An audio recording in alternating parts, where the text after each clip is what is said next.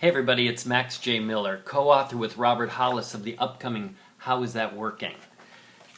Yesterday, I was talking about this pop that occurs when somebody is able, by inspiration or desperation, to pull themselves out of that quicksand, the quicksand of complacency and, pessimism and just accepting things as the way they are with no possibility of anything different.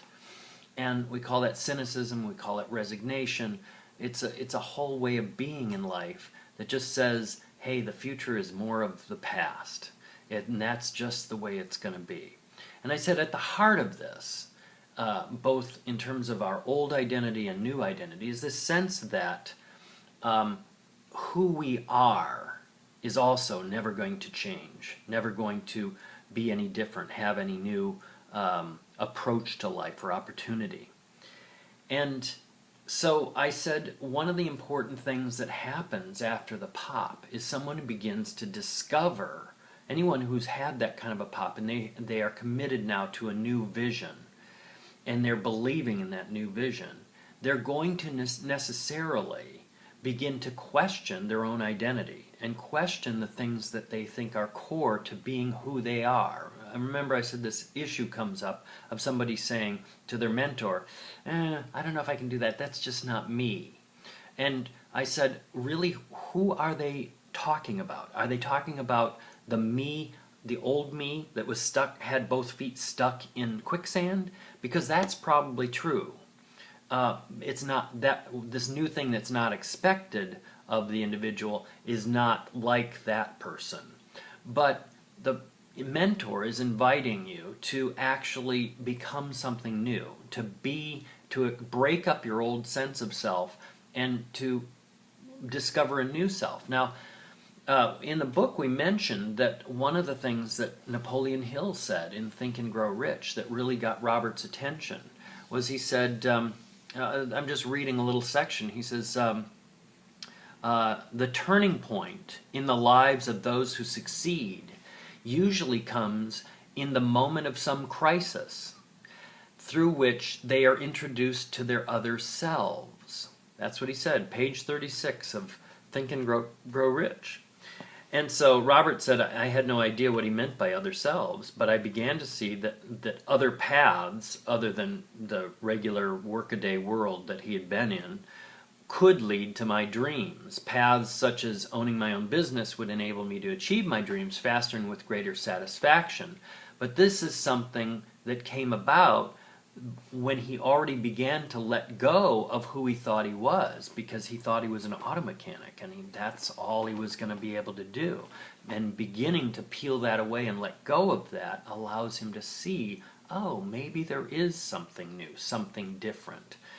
And, there's history gives us all kinds of examples in literature of heroes that really went through this inner transformation of letting go of old ideas about themselves, limiting beliefs about themselves, and beginning to try on new possible ways of being. And this shift in identity necessarily comes before the shift in results, in producing results in life, different results than one had in one's past.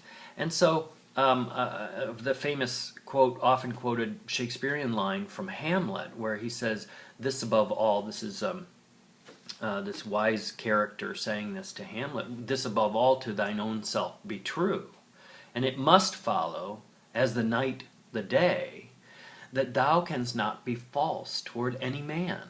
So he says, really, if you'll get this one thing, be true to yourself. But the question then is, who is that I must be true to?